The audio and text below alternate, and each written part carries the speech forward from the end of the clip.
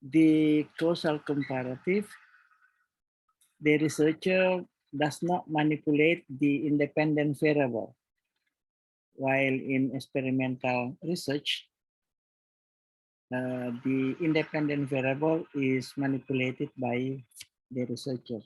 So the most important one is that the what is the role of the researcher in causal comparative? The treatment or the independent variable has been carried out by someone else. In our example, the teachers have done the teaching in the classroom, and then it is not the teacher, it is not the researcher who select the method. Okay, it is the teacher selection, and then they carried out the instruction, the teaching in the classroom. While in experimental research, the researchers decide, it's called manipulate, choose the desired method, for example, in teaching a classroom. So it is what we call the manipulation. The researcher manipulate the independent variable. Okay, so basically that is the major difference. And the second one, the major difference is that the causal relationship is more tight in experimental study than in causal comparative. In causal comparative, the researcher tries to find out the relationship between the cause and the effect. While in experimental research, the researcher is doing that in order to ensure that it is the relationship between the cause and effect. The independent variable is really the cause of the whatever happens in the dependent variable. So basically, the exact relationship between the independent and independent variable can only be justified through experimental research. We cannot ensure 100% when we are doing only causal comparative. So now we are going to, if you have any questions about the causal comparative, it's okay. We have little time. I can spare some time to discuss that if you have any questions or comments on that, to ensure that you understand the causal comparative method.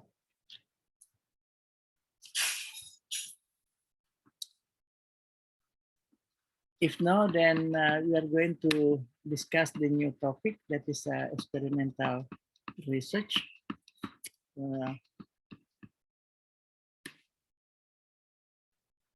And I apologize for not playing the slideshow because sometimes I had some trouble in changing the slide from one to the next. So I try only the regular view. Okay, now let's start with the next topic, experimental research. In this discussion, we are going to have some subtopic to discuss.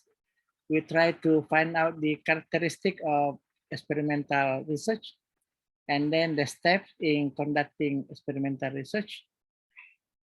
Next is about the manipulation and control. So what we are going to manipulate and what we're going to control in order to have a good and valid result of the experiment. And then you will also, you should also understand about the threat to validity. Threat, you know what you mean by threat? Anyone who wants to say in Bahasa Indonesia? Threat? Threats to validity.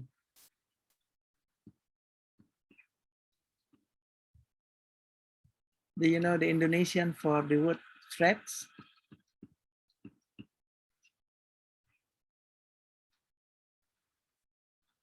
Atia, you know the Indonesian equivalent translation for threat?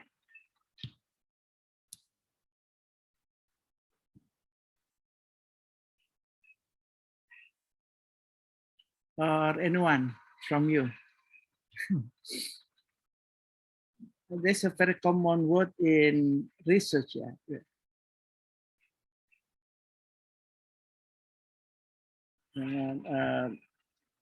Very common terms when you are doing experimental research. You said threat to validity. No one knows the Indonesian for that.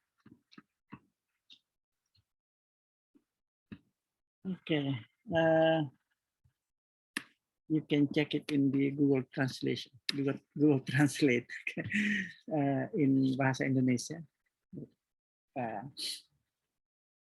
We want to ensure that the result of study has some kind of high rate of quality in terms of validity.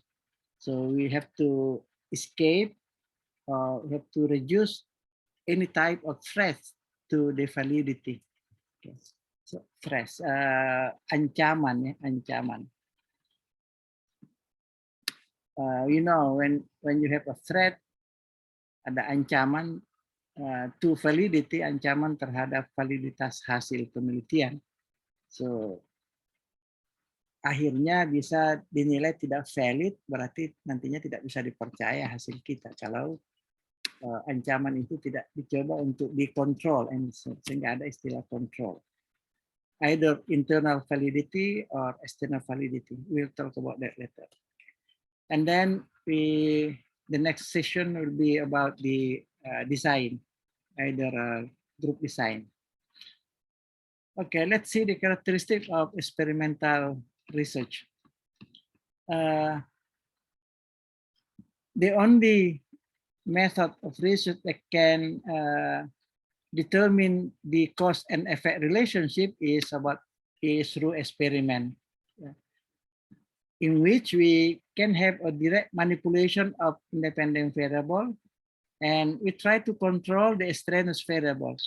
So while we are manipulating the independent variable, and then you have to control the extraneous variable.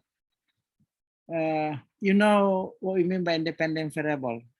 Itu variabel yang diduga memberi pengaruh terhadap variabel dependent. Dependent variable, variabel bebas atau variabel yang mempengaruhi. Extraneous variable, variabel pengganggu, ya. Extraneous variable, variabel pengganggu. Why we have to control the extraneous variable? Because we have to ensure that the dependent variable is only caused by the treatment, not by other variable. Nah, itulah sebabnya maka kita harus mengendalikan variabel-variabel pengganggu. Kita meyakinkan bahwa dependent variable itu memang adalah hasil daripada independent variable. Supaya kalau ada variabel-variabel pengganggu dan itu tidak dikendalikan, boleh jadi hasil penelitian kita itu, misalnya hasil belajar, boleh jadi tidak disebabkan oleh variabel independen kita, bukan karena strategi mengajar kita yang kita pilih sebagai independent variable.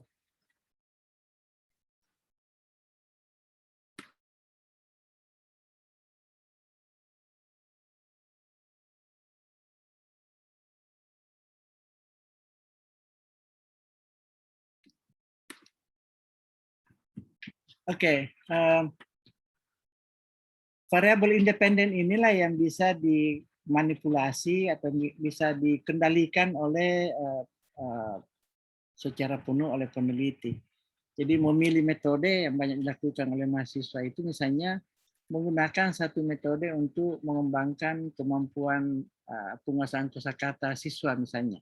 Nah, memilih metode ini berarti dia yang memanipulasi metode, dia yang memilih mana yang dia mau gunakan.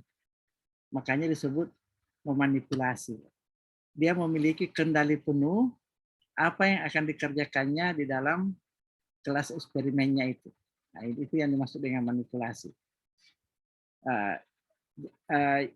Yang bisa dimanipulasi adalah variabel independen. Ya. Karena ada juga mahasiswa yang dalam ujian itu mengatakan ya variabel independen juga bisa dimanipulasi, tidak bisa. Variabel dependen itu harus diukur seperti apa adanya, karena dia adalah akibat dari variabel independen tadi. Jadi kita tidak boleh manipulasi. Itu adalah etika penelitian harus mengukur seperti apa adanya. As it is. Oke. Kendali juga sebaiknya dilakukan oleh peneliti terhadap berbagai jenis variabel yang lain, termasuk prosedur penelitiannya. Jadi ketika menggunakan prosedur tersendiri yang dirancang oleh seorang peneliti eksperimenter, maka itu menjadi pilihan dia. Makanya disebutkan kendali itu berada di tangan peneliti. Nah, ini bedanya dengan kausal komparatif yang kita review tadi. Kalau di kausal komparatif, peneliti tidak punya kendali terhadap variabel independen itu karena sudah dikerjakan oleh orang lain.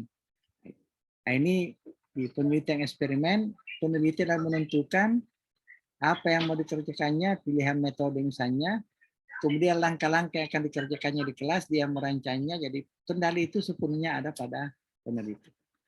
Ini kelebihan dari experimental research.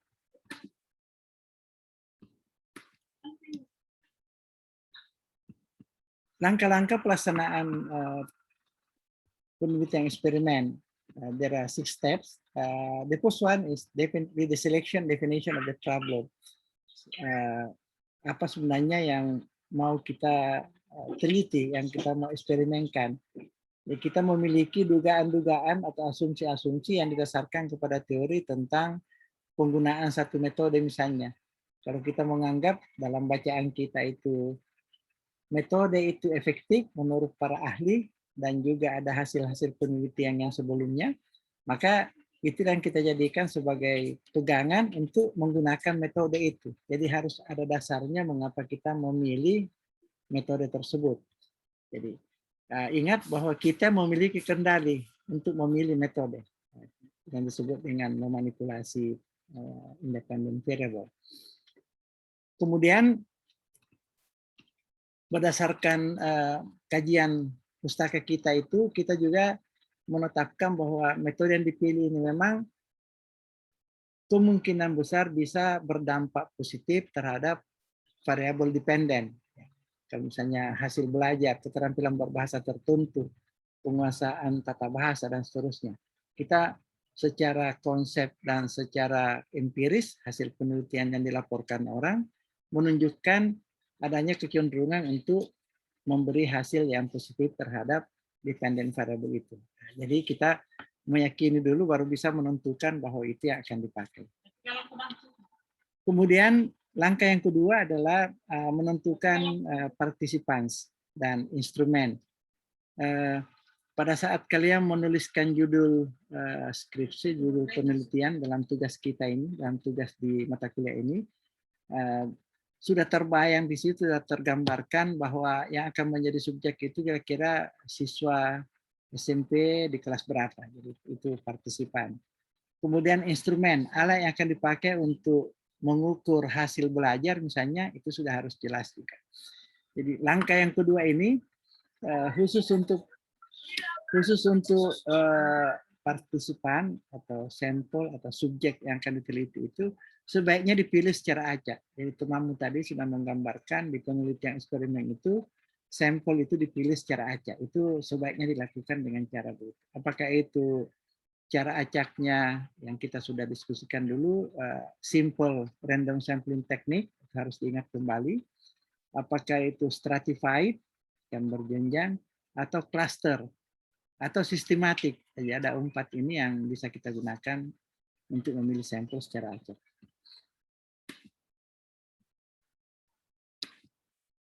Kemudian random assignment. Jadi random selection ini berbeda dengan random assignment. Random selection artinya individu dari populasi itu yang dipilih untuk menemukan jumlah sampel yang kita inginkan. Jadi kalau dari 200 siswa kita menginginkan 50, maka kita akan memilih secara acak. Mita.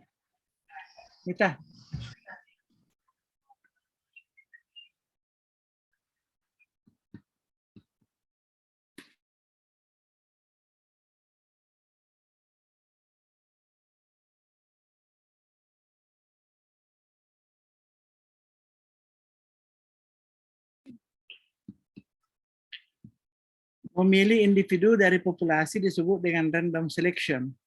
Setelah 80 orang misalnya terpilih yang kita inginkan jumlahnya 80, kita akan bagi menjadi 2 kelompok, maka kita akan mengacak juga 80 orang itu untuk dimasukkan ke kelompok 1 dan kelompok 2. Ini namanya random assignment.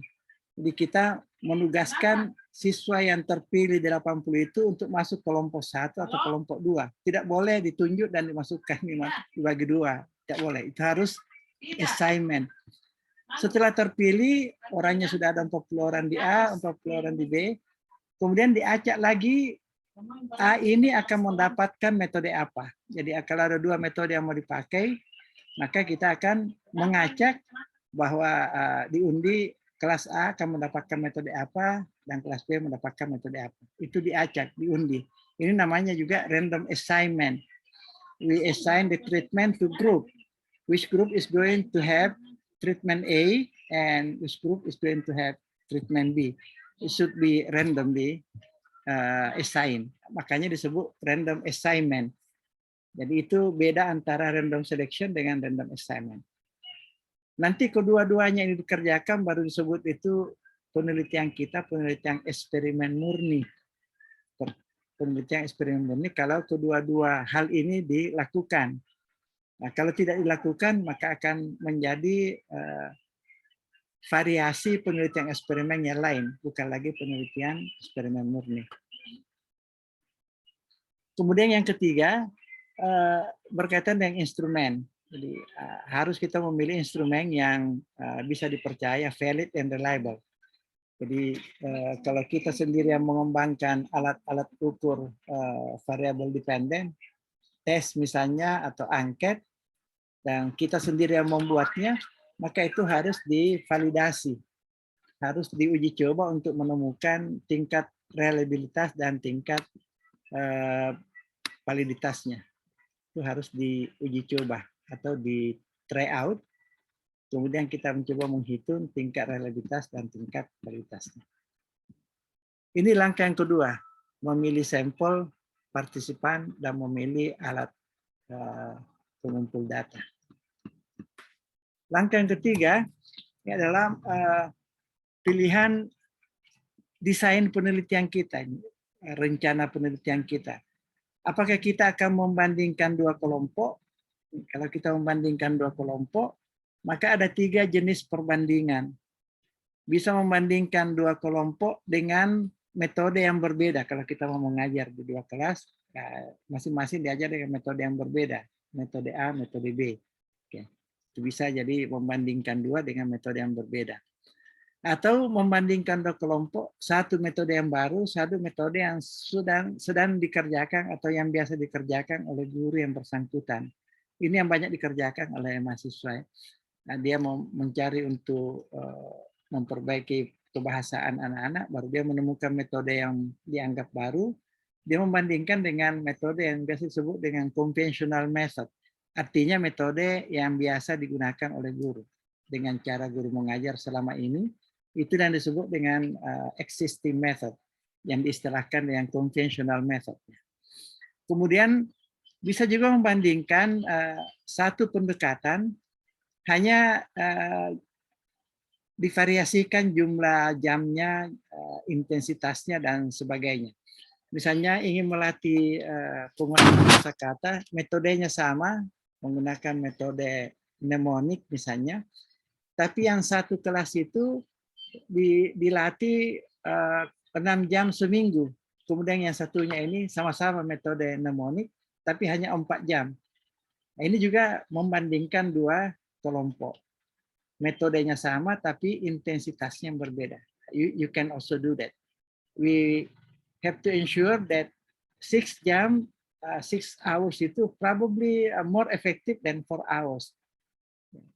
Meskipun tidak selalu begitu, mungkin yang 4 jam jauh lebih efektif daripada yang 6 jam. Jadi itu ingin dilihat. Sama-sama metode mnemonik misalnya. Nah itu. Nah ini 3 jenis perbandingan 2 kelompok yang bisa kita buat dalam penelitian eksperimen.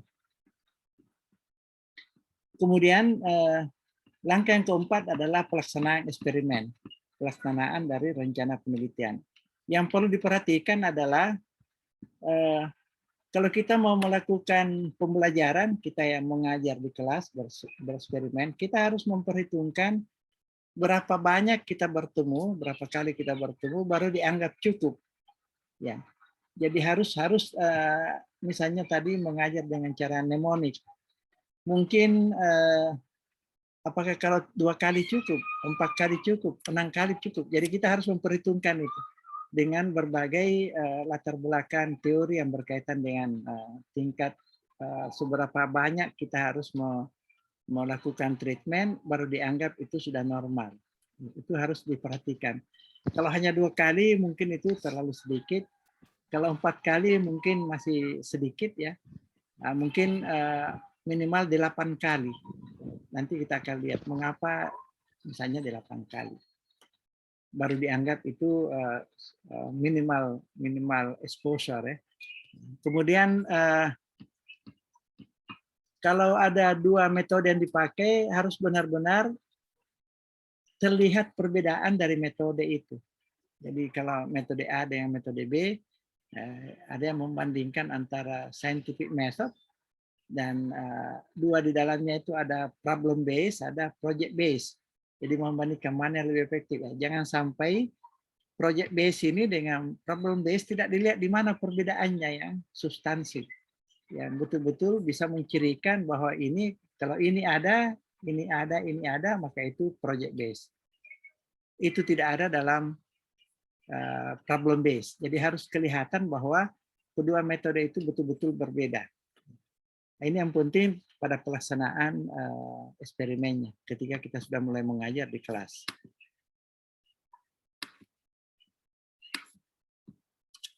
Ya, yang pertama itu banyak kalinya kita bertemu, ya itu yang sangat penting. Kemudian yang kedua itu perbedaan yang harus betul-betul kelihatan antara 2 jenis perlakuan yang kita berikan. Langkah keempat. Langkah kelima itu adalah analisis data. Jadi kalau kita sudah bereksperimen, kita sudah mengumpul data, pengumpulan datanya boleh jadi di awal dan di akhir, yang biasa disebut dengan pre dan post test. Dan kemungkinan ada data di sementara proses perlakuan berlangsung, itu data juga bisa dikumpul. Misalnya hasil-hasil lembar kegiatan siswa. Ya, lembar kegiatan siswa itu menjadi data juga, itu bisa kita kumpulkan. Rekaman-rekaman dari pembelajaran, itu bisa menjadi sumber data kita. Itu harus diperhatikan, jangan bergantung hanya pada data awal, yang biasa disebut dengan pre-test, dengan yang terakhir post-test. Ya mungkin data selama proses pembelajaran, proses treatment itu berlangsung, dikumpulkan juga. Kemudian data itu dianalisis, dan hasil analisisnya itulah yang kita simpulkan. Kesimpulan ini akan menjadi jawaban terhadap pertanyaan penelitian. Jadi analisis data itu akan menuntun kita pada kesimpulan, dan kesimpulan ini harus selalu mengacu kepada pertanyaan penelitian. Apakah kesimpulan kita sudah menjawab pertanyaan penelitian? Atau kesimpulan itu adalah jawaban dari penelitian, pertanyaan penelitian yang kita rumuskan di bab 1 itu. Nah, ini langkah-langkah penelitian eksperimen. Okay, now we talk about manipulation and control. Yang kita manipulasi itu adalah variabel independen. Kalau tadi metode, kita menggunakan metode yang sama, kemudian kita memanipulasi intensitasnya, ada yang 6 jam, ada yang 4 jam. Jadi itu masuknya manipulasi atau mengendalikan. Ada variabel yang bisa dikendalikan secara aktif, tapi ada variabel yang tidak bisa dimanipulasi. Biasa disebut dengan assigned variable. Jadi assigned variable ini tidak bisa dimanipulasi. Active variable ini bisa dimanipulasi. Active variable itu misalnya strategi pembelajaran, instructional strategy, counseling approach, misalnya ada counseling, bagaimana kita memperbaiki hasil belajar anak-anak dengan memberikan teknik counseling tertentu kepada kelompok-kelompok yang hasil belajarnya kurang. Itu bisa dimanipulasi. Kalau yang tidak dimanipulasi disebut dengan assigned variables, misalnya jenis kelamin, ethnicity, race, itu tidak bisa. Tapi dia bisa menjadi independent variable, hanya tidak bisa dimanipulasi. Karena memang sudah built-in, inherent dengan individu yang kita pilih sebagai subjek. Misalnya ethnicity, ya dia memang lahir di Bugis sehingga dia lahir dengan suku Bugis. Ya tidak bisa kita manipulasi untuk menjadikannya dia di kelompok etnis Makassar misalnya, tidak bisa. Jadi itu disebut dengan assigned variable. Ingat ya, assigned variable untuk variabel-variabel independen yang diduga mempengaruhi tetapi tidak bisa dimanipulasi oleh peneliti. Nah, yang bisa dimanipulasi disebut dengan active variable. Contohnya strategi mengajar, strategi counseling contoh kita, dan berbagai jenis cara belajar yang kita bisa pilihkan. Misalnya kita melatih mereka untuk menggunakan cognitive strategy, itu bisa. Cognitive strategi, social strategi, metacognitive strategi. Kita bisa memilih mana yang kita inginkan dilatih kepada mahasiswa atau siswa. Berarti kita memanipulasi independent variable itu.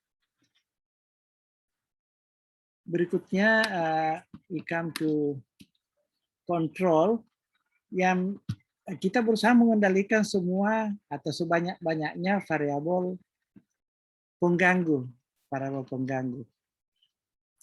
Misalnya ingin mengajar anak-anak untuk menguasai kosakata dengan teknik tertentu, maka variabel yang bisa mengganggu itu banyak. Misalnya anak-anak itu menonton televisi dan itu tidak bisa kita kendalikan karena mereka menonton televisi yang berbahasa Inggris sehingga mereka bisa memperoleh kosakata dari situ. Bukan karena kita mengajari di kelas pada saat kita melakukan eksperimen.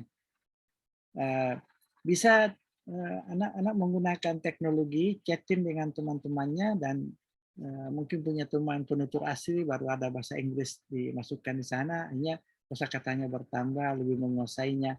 Ya, padahal bukan kita mengajar dengan teknik yang kita maksud. Nah, ini namanya extraneous variable, disebut dengan variabel pengganggu. Nah, ini kalau bisa dikendalikan. Nah, ini yang jadi persoalan, cara mengendalikannya seperti apa. Nah, kalau kita melakukan penelitian eksperimen dengan menggunakan laboratorium, itu akan sangat mudah dikendalikan. Jadi kalau kita mengasramakan anak-anak, ya, kita bisa kendalikan. Mereka tidak bisa bermain HP, mereka tidak bisa menonton televisi, ya, bisa kita kendalikan. Tapi kan ini mereka bebas pulang ke rumah dan seterusnya. Nah, itu yang menjadi persoalan untuk variabel-variabel pengganggu itu.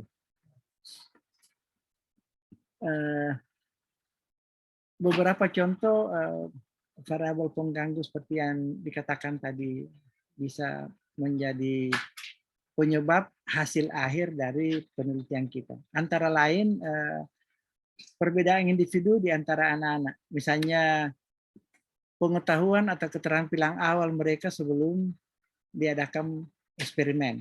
Jadi disebut pre-existing achievement levels. Their cognitive intelligence level per sampel. Itu menjadi penyebab dari hasil tesnya nanti di eksperimen kita. Nah, itu disebut dengan variabel pengganggu. Sikap yang berbeda antara satu siswa dengan yang lainnya ini juga bisa menjadi variabel pengganggu. Ada yang sangat positif terhadap pelajaran bahasa Inggris sehingga dia memperhatikan secara penuh, sementara ada yang sikapnya negatif, yang tidak suka dan seterusnya, ya pasti akan memberi hasil yang berbeda. Nah, ini tidak bisa kita kendalikan. Kita harus bisa mencoba untuk mencari cara mengendalikan hal-hal yang seperti ini. Variabel lainnya variabel lingkungan. Ini misalnya materi ajar itu boleh jadi berbeda antara satu kelompok dengan kelompok yang lainnya. Kemudian waktu yang tersedia untuk melakukan eksperimen. Misalnya di kelas eksperimen itu kita mengajar pagi hari, yang di kelas kontrol itu di siang hari. Itu variabel yang bisa mengganggu soal waktu kita melakukan treatment. mungkin di pagi hari itu lebih baik, tingkat kesegaran anak-anak masih bagus dibanding dengan siang hari. Jadi itu juga perlu dipertimbangkan. Kalau bisa dikendalikan, ya kita kendalikan.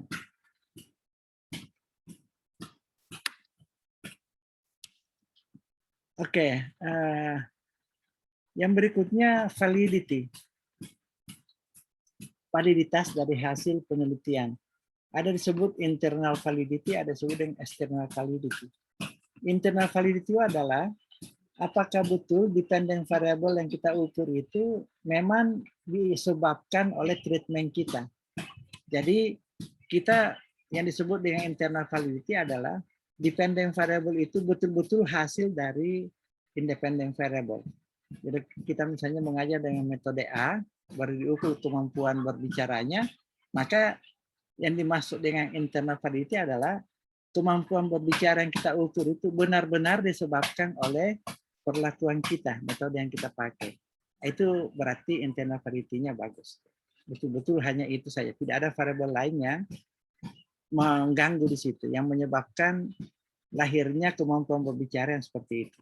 Itu internal validity. Sementara external validity adalah validitasnya di mana hasil belajar ini akan sama bila dipakai metode itu dipakai pada tempat lain. Jadi tingkat seberapa luas bisa digeneralisasi hasil kita ini. Kalau menggunakan metode X, maka hasilnya akan seperti ini. Itu di tempat kita eksperimen. Nah sekarang kalau metode X ini dipakai di sekolah lain, di tempat lain, apakah hasilnya akan seperti itu? Nah, ini namanya external validity. Kalau tinggi tingkat validitasnya, maka dimanapun dipakai metode X ini, maka hasilnya relatif sama dengan yang kita temukan. Berarti tingkat validitas eksternalnya itu bagus. Oke? Yang internal itu kalau metode X dipakai hasilnya seperti ini. Itu artinya hasilnya itu betul-betul disebabkan oleh metode kita. Nah ini, jadi itu perbedaan antara internal dengan external validity. Oke, sampai di sini dulu. We like to review konsep-konsep yang sudah dibahas ini. Mau direview dulu, kita ingat-ingat kembali dari yang pertama tadi. Prosedur dari penelitian eksperimen ini ada 6 rangka ya. Kalau misalnya di bagian pelaksanaan eksperimennya sendiri, ada 2 hal yang perlu diperhatikan. Misalnya yang pertama itu adalah cukupnya exposure. Kira-kira berapa kali kita harus melakukan pembelajaran itu baru kita anggap ini sudah saya bisa menduga bahwa hasil belajar itu memang disebabkan oleh treatment saya ini. Itu yang pertama. Yang kedua adalah di samping banyaknya waktu yang pertemuannya itu, samping jumlah pertemuan itu, yang perlu diperhatikan juga, apa yang kedua menurut, masih ingat? Ketika kita melaksanakan eksperimen itu, di samping jangan sampai terlalu sedikit, kalau hanya 2 saja, ya itu pasti susah untuk dikatakan bahwa hasil belajar itu betul-betul disebabkan oleh metode kita. Itu yang pertama. Yang kedua apa? Masih ingat?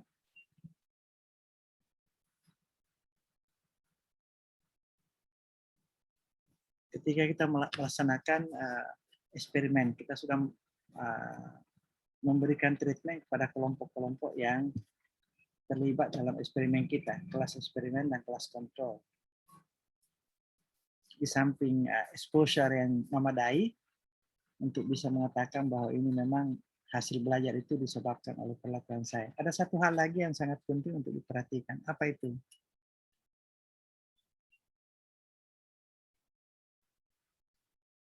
Ada yang mau? Ya?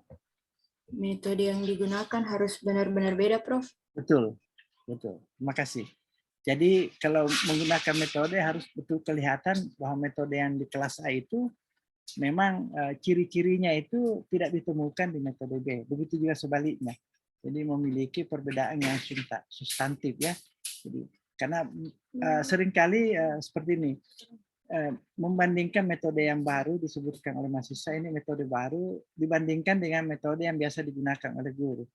Nah ini harus jelas di mana perbedaannya.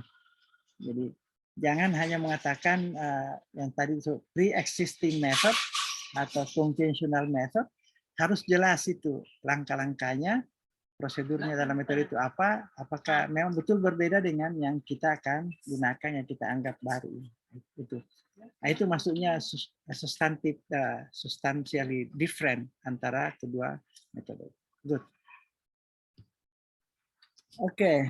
Ditanya, Ya, silakan. kan tadi di bagian langkah ketiga itu di pilih rencana penelitian yang bagian terakhir ada sempat kita sebutkan untuk kalau misalnya ini penelitian harus membandingkan dua kelompok, terus ada juga yang menggunakan satu metode yang sama tapi intensitasnya itu beda di dua kelas yang berbeda. Bagaimana Prof bisa tidak katanya satu kelas saja yang dijadikan variabel, tapi intensitas untuk belajarnya itu menggunakan dua hal yang berbeda, tapi di satu kelas, Prof. Apa bisa begitu, Prof? Ya, ada desain khusus untuk itu ya.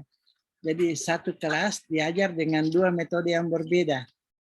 Jadi ada namanya tersendiri, kita lihat di desain penelitian itu. Jadi variabel itu sendiri, treatment kita sendiri menjadi kontrol. Biasanya efeknya itu berbeda. Jadi kalau misalnya mengajar dengan metode A, setelah 2-3 kali pertemuan kita ajar lagi dengan metode B pada orang yang sama. Baru kita mencoba membandingkan hasilnya. Nah, biasanya validitas yang ditanyakan itu adalah namanya carry over effect. Jadi setelah diajar dengan metode A, dia sudah tahu sesuatu, kemampuan ini akan dibawa pada pembelajaran metode B. Itu salah satu efeknya. Tapi dia bisa menjadi disebut dengan kontrol.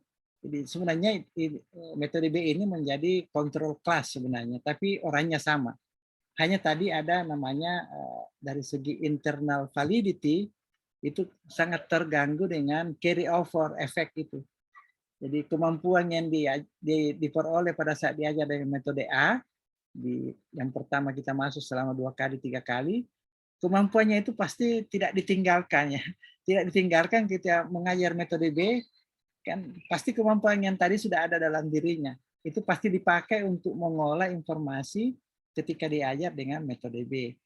Yang namanya carry over effect. Oke, bisa ada desain begitu memang ya. Nanti kita bisa lihat. Prof. Ya, ada lagi yang lain? Ya, ini konsep mengenai validity internal dan eksternal supaya dipahami ya. Internal itu artinya apakah betul dependent variable ini benar-benar disebabkan hanya oleh treatment kita, itu internal validity. Sementara external validity adalah seberapa bagus hasil kita ini bisa digeneralisasi. Jadi kalau digunakan di tempat lain, dicobakan di tempat lain, ya hasilnya juga relatif sama. Itu berarti external validity-nya bagus. Oke, itu yang berkaitan dengan validity. Oke, experimental validity, ini ada beberapa hal yang berkaitan dengan internal dan external validity. Tentu dengan sendirinya, kalau kita berusaha untuk meningkatkan internal validity, maka external validity akan terganggu. Misalnya begini, kita ingin supaya metode yang kita pakai mengajar itu benar-benar satu-satunya variabel yang mempengaruhi kemampuan kosakatanya. Okay. Itu yang kita inginkan. Maka kita akan mencoba untuk mengendalikan berbagai variabel yang lain. Tidak natural, tidak alami lagi karena kita mengendalikan yang lain. Jangan nonton televisi, jangan chat dengan orang-orang yang lainnya, kemudian dan seterusnya itu kita kendalikan. Sementara kalau ini metode mau dicoba di tempat lain, mungkin tidak bisa dikendalikan lagi itu. Jadi kalau kita mencoba untuk memperbaiki internal validity, maka external validity terganggu, pasti terganggu. Kalau dicoba tempat lain, hasilnya tidak akan sama lagi. Nah, itu reciprocality. Kalau yang eksternal diperbaiki, dicoba untuk diperketat, ditinggikan tingkat validitas eksternalnya, maka internalnya pasti terganggu, akan rendah. Itu efek namanya reciprocality, efek timbal balik ya. Ada yang menyebutnya itu trade off dari internal external validity. Kalau yang satu diperbaiki, yang satunya pasti berkurang dan sebaliknya. Ya, kalau kita mengendalikan lingkungan belajar, misalnya kita seperti laboratorium, tidak alami kelasnya, nah, itu akan mempengaruhi external validity. Bagus internal validity-nya, tapi eksternalnya kurang bagus. Sebaliknya, kalau kita mencoba untuk melakukan eksperimen di kelas-kelas yang alami begitu memang tidak ada yang diubah-ubah, itu external validity-nya pasti bagus, karena dilakukan di tempat mana saja tidak akan mengganggu. Tetapi internal validity-nya susah, jadi akan berkurang. Ini yang disebut dengan reciprocality. Ya. Efek timbal balik. Kalau satu diperbaiki, yang satunya turun. Kalau yang satunya dinaikkan, yang satunya turun. Oke, baik. Jenis-jenis ancaman ancaman terhadap validitas internal ini banyak sekali ya. Saya beri contoh 1-2 saja untuk menggambarkan bahwa itu adalah ancaman terhadap internal validitas. Misalnya history, sejarah. Sejarah ini biasa dianggap ada peristiwa-peristiwa tertentu yang mungkin sangat berpengaruh terhadap eksperimen kita. Sementara kita menjalankan eksperimen di kampus, tiba-tiba terjadi 2 kali demo besar. Itu akan mempengaruhi. Itu namanya history. Okay? Sehingga nanti kalau kita uji mereka, di ujian itu, di tes misalnya dependent variable-nya, ya kemungkinan hasilnya itu kurang bagus, tapi kurang bagusnya ini boleh jadi bukan karena kemampuan mereka, tapi karena adanya pengaruh dari riwayat perjalanan eksperimen kita ini yang terganggu dengan adanya demo-demo besar yang sangat mempengaruhi kejiwaan atau psikologis dari peserta eksperimen kita. Itu contoh history ya. Maturation, kematangan. Ini kita mau meningkatkan kosakata anak-anak. Kita bereksperimen selama katakanlah 1 semester, 4 bulan misalnya, melakukan pembelajaran dengan metode yang kita anggap efektif.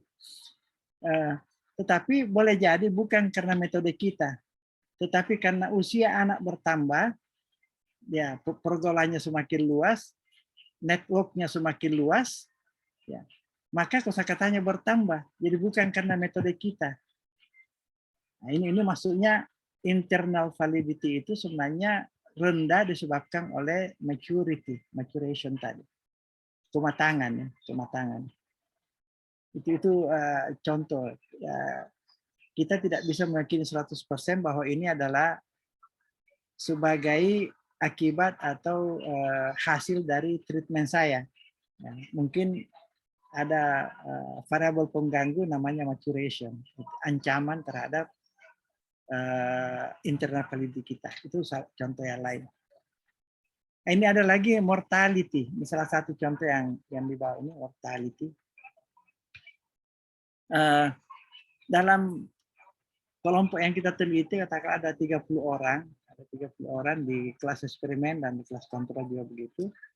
Tapi tiba-tiba ada yang meninggal. Mortality. Bukan hanya meninggal saja, tapi ada yang pindah. Katakan ada yang berkurang anggota kita di dalamnya. Ada yang pindah. Ada 2 orang yang pindah karena orang tuanya pindah tugas. Nah, kebetulan yang pindah ini termasuk orang yang sangat kurang bahasa Inggrisnya, sangat kurang. Jadi sebenarnya karena yang kurang ini sudah tidak ada, maka nilai rata-rata kelompok itu akan bagus nanti. Oke? Akan bagus karena yang tinggal itu sudah yang baik-baik. Yang 2 orang ini yang paling kurang bahasa Inggrisnya ini sudah tidak ada. Sehingga kita tes nantinya, hasil tesnya itu akan bagus kelihatan. Nah, kita menyangka bagus ini disebabkan oleh perlakuan kita, padahal bukan. hanya karena yang 2 orang sudah tidak ada. Nah, itu namanya ancaman terhadap internal validity disebabkan oleh mortality. Bukan hanya meninggal, dan mortality juga artinya, tapi dia 2 orang itu atau ada beberapa orang di antara subjek yang kita teliti itu keluar dari penelitian kita dengan berbagai alasan. Misalnya pindah, orang tuanya pindah, atau memang dia mengundurkan diri, atau memang ada betul-betul meninggal, itu contohnya. Oke, paham ini ya maksudnya ancaman ya. Ya, satu lagi contoh lain, statistical regression contohnya. Di pretest, anak-anak itu mendapat angka 9, 8, ada bahkan 10. Nilai rata-rata kelasnya itu hanya 6. Nilai rata-rata kelas 6 di kelompoknya itu. Nah, pada saat post-test, yang dapat 9 ini, kemungkinan untuk bertambah itu sangat kecil. Dia akan, namanya apa, regresinya dia akan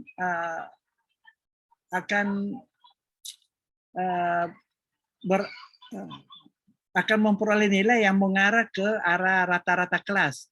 Jadi yang 9 akan kecenderungannya akan turun ke 6 ya. Jadi tidak langsung jadi 6, tapi misalnya yang 9 hanya mendapatkan 8 gitu. Tidak akan mungkin naik karena nilai rata-rata kelasnya itu hanya 6. Begitu juga yang dapat 3 misalnya, ketika di post testnya nanti, yang dapat 3 ini tidak mungkin dia dapat 2. Dia akan bergerak menuju nilai rata-rata kelas. Ini namanya statistical regression. Artinya, secara alami, hukum ini berlaku. Suatu saat Anda mendapat angka yang sangat tinggi, dan di kelompok Anda itu nilai rata-ratanya tengah-tengah saja, sedang-sedang, maka pada ujian-ujian berikutnya itu kemungkinan untuk mendapat nilai lebih itu sangat kurang. Meskipun itu bisa terjadi, tapi sangat kurang karena hukum alam mengatakan ada statistical regression. Nah, ini salah satu ancaman terhadap internal validity. Oke. Paham ini ya? Baik. Nah, ini untuk internal validity, contoh-contoh saja. Ini variabel yang bisa mempengaruhinya. Nah, ini external validity. Ini ada banyak juga yang bisa mengancam external validity. Misalnya pre-test treatment interaction. Jadi ini yang banyak dilakukan oleh mahasiswa. Kan pre-testnya itu kemudian diajarkan. Dia juga yang masuk dalam perlakuannya. Kosakata, daftar kosakata yang diajarkan itu yang diteskan di pre-test. Ya, tentu kalau sudah diajarkan di post-testnya akan dia tahu, kan begitu. Nah ini, jadi ini bisa mengganggu bukan internal tapi eksternalnya. Nanti dicobakan di tempat lain. Nah, tes vocabulary-nya itu tidak seperti itu, atau treatment-nya bukan hanya kosakata yang diteskan di pretest yang ditreatment-kan. Nah, sehingga nanti kalau dicobakan di tempat lain hasilnya akan berbeda. Jadi tingkat generasinya akan lebih rendah. Nah, itu berarti ancaman terjadi pada external validity. Multiple treatment interference. Ini juga seperti yang disebutkan tadi, kalau ada 2-3 jenis perlakuan yang kita berikan kepada satu kelompok, itu pasti antara satu treatment dengan treatment yang lain itu akan saling mempengaruhi. Jadi kalau saya sebutkan tadi ada carry over effect. Jadi carry over effect dari treatment pertama ke yang kedua ke yang ketiga, dan seterusnya. Sehingga kita tidak bisa menentukan sebenarnya efek treatment mana yang dominan di sini. Kita tidak bisa membatasinya. Sehingga kalau dicobakan di tempat lain, yang mungkin dari soal urutan treatment saja kalau sudah berbeda pasti hasilnya sudah tidak akan sama. Jadi kemampuan untuk mereplikasi uji coba kita ini di tempat lain itu sudah sangat sulit untuk menemukan hasil yang sama. Itu berarti tingkat external validity-nya terancam. Oke, specificity of variables, termasuk di sini partisipan. Ini tentu dengan sendirinya kalau sekolahnya berbeda, siswanya juga berbeda dengan latar belakang yang berbeda, baik dari sosial culture ya, kehidupan lingkungan, keluarga dan seterusnya sudah berbeda, sehingga nanti kalau diajarkan di tempat sana, dicobakan di tempat yang sangat berbeda begitu lingkungannya dan seterusnya, itu hasilnya akan relatif tidak sama ya. Pasti akan berbeda. Nah itu berarti tidak bisa kita menggeneralisasi hasil kita itu disebabkan oleh ciri-ciri dari siswa yang kita teliti ini berbeda nantinya dengan tempat eksperimen yang baru dengan eksperimen yang kita lakukan. Nah, ini yang dimaksud dengan ancaman terhadap external validity. Nah, yang saya inginkan itu adalah every one of you understand bahwa ada ancaman terhadap validitas penelitian kita ini, hasilnya, baik internal maupun eksternal. Itu yang penting, supaya kita meyakini bahwa penelitian kita lakukan itu, kita tidak bisa mengklaim bahwa ini dipastikan akan terjadi seperti itu jika ini yang dilakukan. Itu yang tidak bisa kita klaim.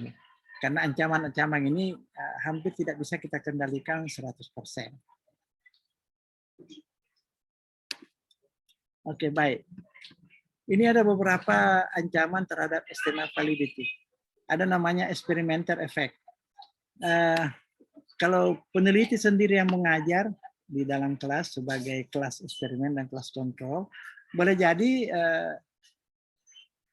karena bukan guru yang biasa mengajarnya, itu disebabkan oleh karena pengaruh guru yang baru mengajar dengan gayanya yang antusias dan sebagainya, memberikan hasil yang bagus misalnya. Jadi ini disebut dengan dampak eksperimenter. Jadi, bukan karena treatmentnya, tapi karena eksperimenternya, jadi penelitinya. Jadi kalau Anda sendiri sebagai peneliti mengajar di kelas, mungkin Anda akan berapi-api, bersemangat, melatih mereka dan seterusnya. Jadi bukan karena metodenya, tapi karena semangat Anda dan sebagainya sebagai eksperimenter di situ. Nah, itu disebut dengan efek eksperimenter. Ya, ini berarti kalau metode ini dipakai di tempat lain, bukan Anda yang mengajar, tidak bisa diharapkan hasilnya sama. Karena yang di sini ketika Anda bereksperimen, efeknya itu adalah efek eksperimenternya, bukan karena treatmentnya. Kemudian ada beberapa jenis reactive rearrangement. Salah satu di antaranya ini. Yang saya sebutkan tadi itu ini ada novelty effect. Salah satu di antaranya, kalau Anda memberikan metode yang baru, anak-anak pasti antusias karena mereka diajar dengan cara yang tidak biasa gitu. Tidak biasa. Sehingga mereka antusias untuk belajar, termotivasi. Nah, kalau Anda hanya mengajar 2-3 kali, maka efek kebaruannya itu masih ada. Mereka bukan mengetahui, bukan terampil karena metodenya, tapi karena masih barunya. Oleh karena itu, jumlah pertemuannya tidak boleh seperti itu, tidak boleh 3 saja. Itulah sebabnya maka kalau ada mahasiswa yang mau bereksperimen, saya menganjurkan supaya lebih dari itu. Saya selalu menganjurkan minimal 8 kali. Kalau 8 kali ini, di pertemuan-pertemuan ke-5, ke-6, ke-7, ke-8, itu biasanya anak-anak sudah kembali normal. Jadi artinya betul-betul metode kita yang mempengaruhi mereka, bukan karena barunya. Gitu. Tapi metode yang kita pakai ini yang betul-betul bukan karena ini baru sehingga mereka tertarik. Tapi setelah 4 kali, 5 kali mungkin efek kebaruan itu sudah tidak ada lagi. Nah, itulah sebabnya disebutkan tadi supaya jumlah pertemuan kita itu memadai sehingga efek ini bisa diminimalisir atau kalau bisa dihilangkan. Kemudian ada namanya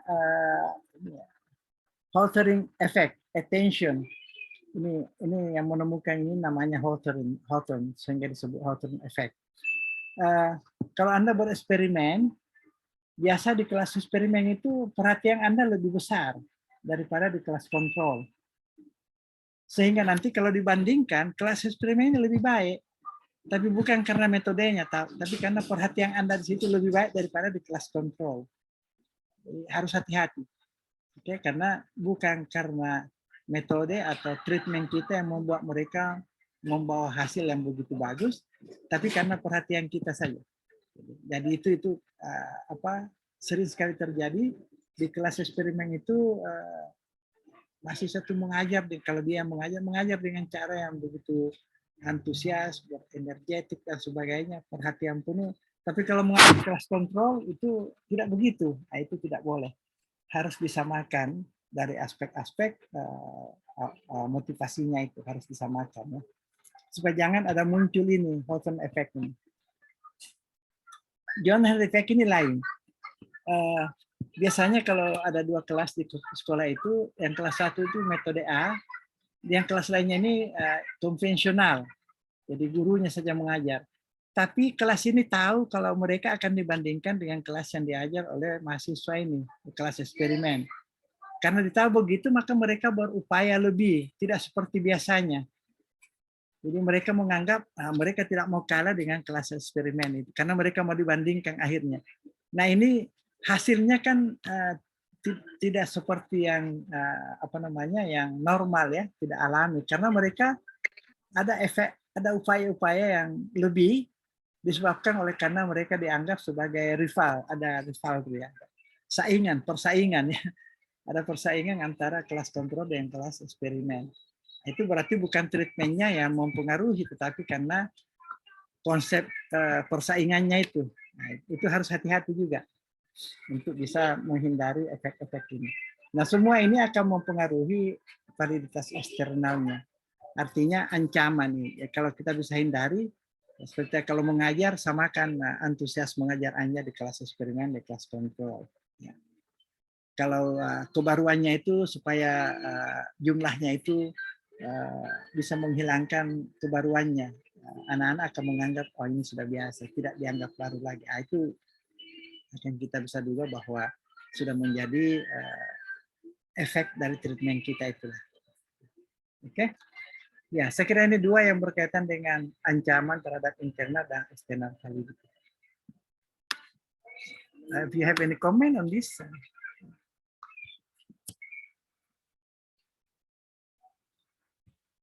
Oke.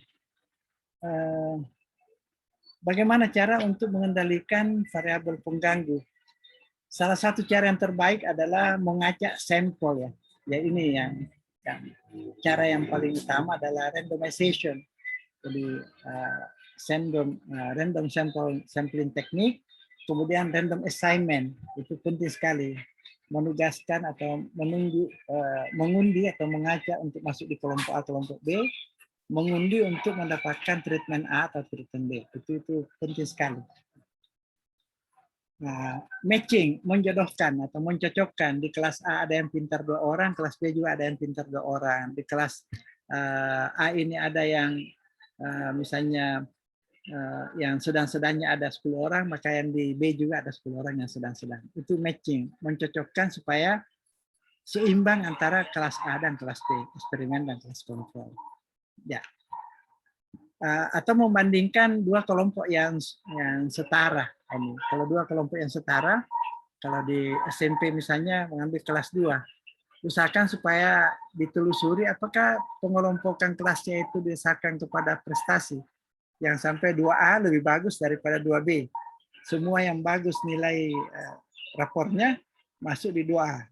Yang kurang-kurang di B. Jadi itu pasti kelompok kelas A berbeda dengan kelompok kelas B. Usahakan supaya memang sekolah itu tidak mengelompokkan mereka berdasarkan itu. Diacak saja misalnya. Itu bagus itu. Berarti kelompok yang kita pilih apa kelas D, kelas A itu homogen, setara.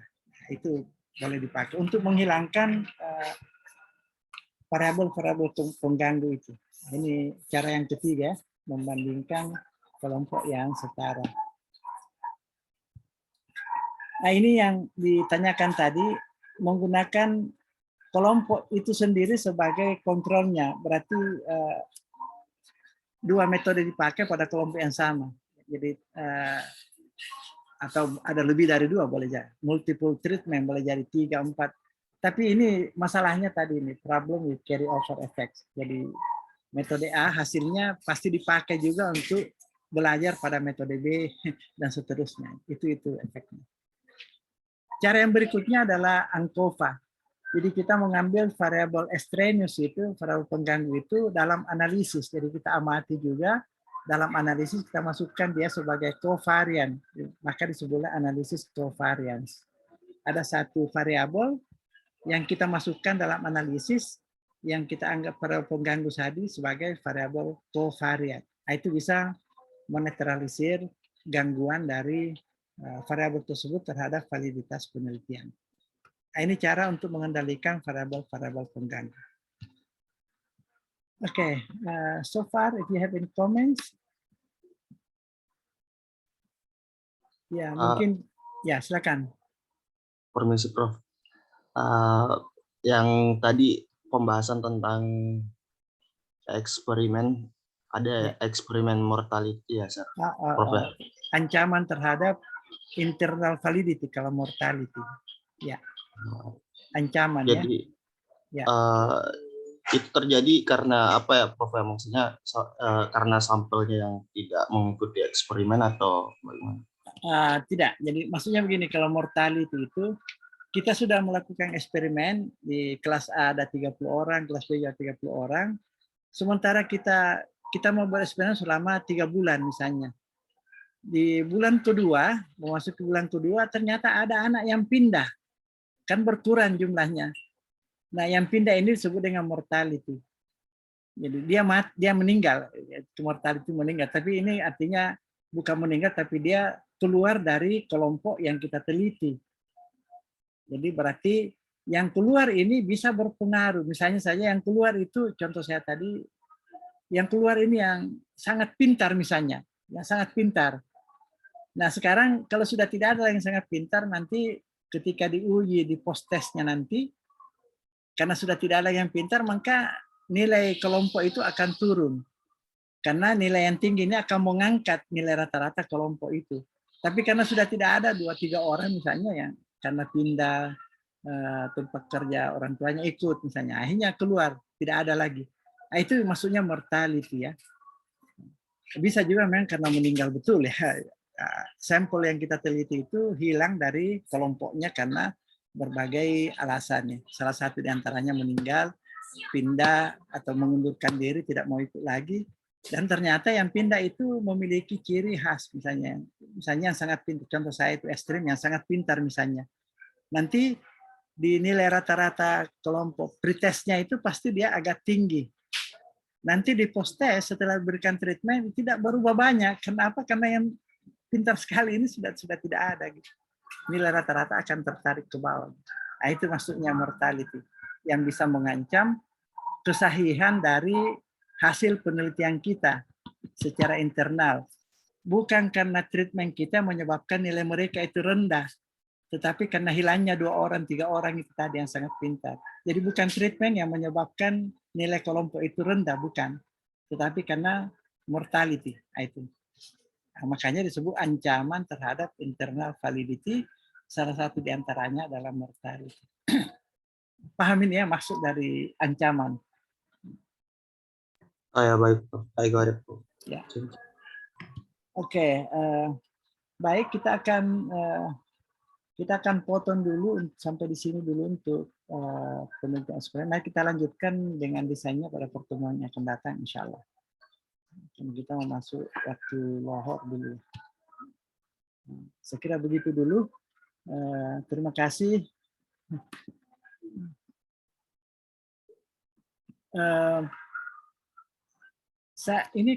Ini kelas A semua ya, yang ini. Teman-teman yang ini. Ada yang dari kelas B. Kelas B juga. Ada juga. Ya begitu ya. Ini kan masih banyak kelas B yang tidak ikut ini saya lihat. Tapi nanti apa kita perlu ubah waktunya? Apakah tidak cocok dengan kelas B? Yang katanya ada kelas pragmatik ya, atau kelas apa? Tidak aja, Sir. Tidak, oke. Kalau begitu tetap saja hari Selasa. Supaya saya bisa hari Selasa jam 10. Jam 10.30. Atau kalau mau dilanjutkan jam 10 juga bisa. Saya ada waktu jam 10. Oke, tetap jam 10 saya. Yang berikutnya ini saya ingin supaya tugas sudah dibaca itu mini project ya. Untuk tugas akhirnya pada mata kuliah ini ada mini project, proposal mini project yang Nanti saya upload lagi di grup kalau gitu supaya bisa dibaca dan semacam gagasan awal untuk skripsi. Jadi judul, latar belakang, telah pustaka dan metodenya sudah harus ada meskipun belum lengkap, makanya disebut mini. Nanti saya upload lagi kalau itu belum dibaca ada di Sun Oke. Tapi nanti saya sematkan di kelompok supaya bisa dilihat. Baik, saya kira itu untuk bisa diulangi kembali. Ini kalau rekaman ini baik, nanti saya juga akan transfer ke YouTube supaya bisa dilihat kembali misalnya. Untuk rincinya boleh membaca buku wajib kita, bukunya Eresian dan kawan-kawan di Educational Research yang chapter 11 ya, Experimental Research. Baik, saya akan akhiri ini. Sekali lagi, thank you very much for the participation. I will see you again in the following week, inshallah, the same time. Billahi taufiq wal hidayah. Assalamualaikum warahmatullahi wabarakatuh. Waalaikumsalam. Assalamualaikum warahmatullahi wabarakatuh. Prof. Thank you, Prof. Baik, welcome. Thank you, Prof. Welcome. Thank Ya. you, Prof. Thank you, Prof. Thank you, Prof. Okay. May I end the meeting for all? Thank you once again. Take care. Assalamualaikum.